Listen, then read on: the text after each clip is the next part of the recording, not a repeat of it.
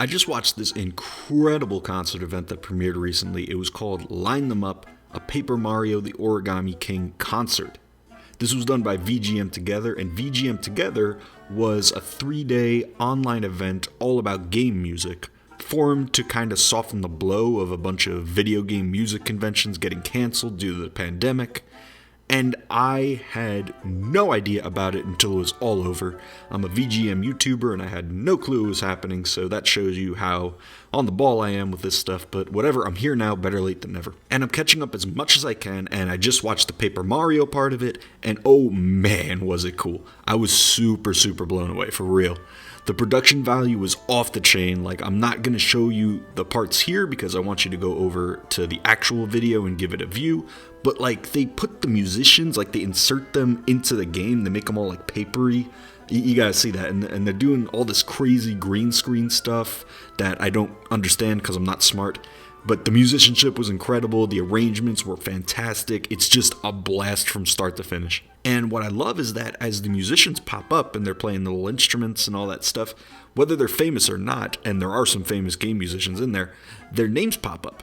And a lot of credit was given to them and to everyone else who worked to put it together, and you could just feel the sense of community from it. And that's what vgmtogether was made for, and they really nailed it. And it's not even like distracting. Like, the music just keeps going and going, and the little names pop up, and it's just it's so good. And sometimes you don't really get that from the big mega events like the Game Awards. Lena Raine, who's a video game composer I super look up to, she's awesome. Anyway, she tweeted during the Game Awards, what was it? Whooper is getting more screen time than the composers for 2020's Best Score nominees. Because they were doing some weird Pokemon Go thing where there were like whoopers on the screen, just like lots and lots of whoopers. I don't know. They were just whoopers. Anyway, there's such a vibrant community around video game music, and it transcends the console wars and genres and all of that stuff.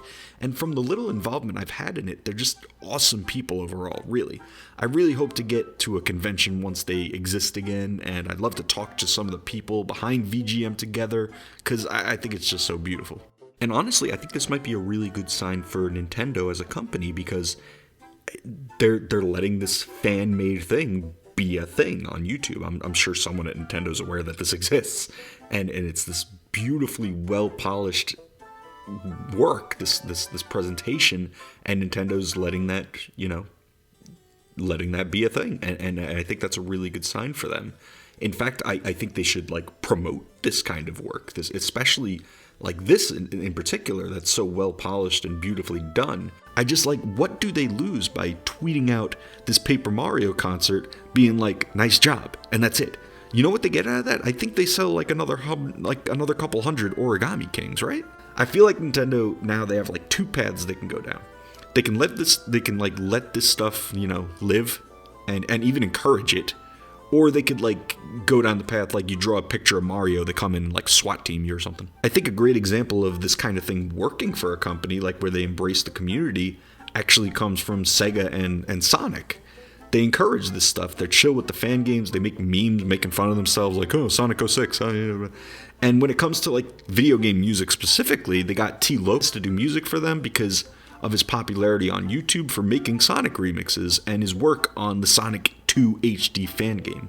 And they released Sonic Mania and it crushed. They hired fans and it crushed. So like tapping into these little sub-communities of the wider gaming community, I think could be really effective. And I think the VGM community is one that could really be tapped into and a lot of times isn't.